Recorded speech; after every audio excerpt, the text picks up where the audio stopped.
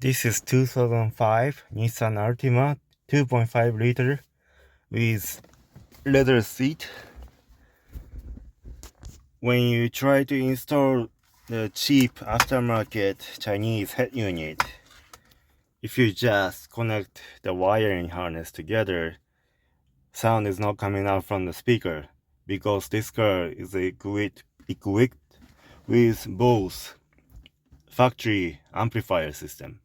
So you also need to connect this blue wire to the ignition on power cable coming from the head unit. What this wire does is when the power is on, power goes through this wire to the Bose amplifier system and turn on the Bose amplifier. But if you connect this together, you can hear sound, but you notice the sound is too loud.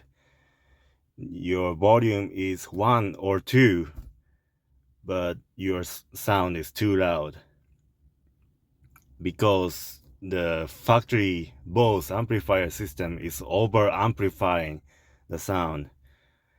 So, and also you get a lot of white noise, which is really not good. Even when you are playing Bluetooth audio, you can hear white noise. That's not good. So what you need to do is bypass the Bose amplifier system. On this car, it's really easy because Bose amplifier is located inside the trunk. Let me show you how to bypass. Factory Bose amplifier is this unit. There are 2 connectors goes in there. And what you need to do is speaker wire goes in and out.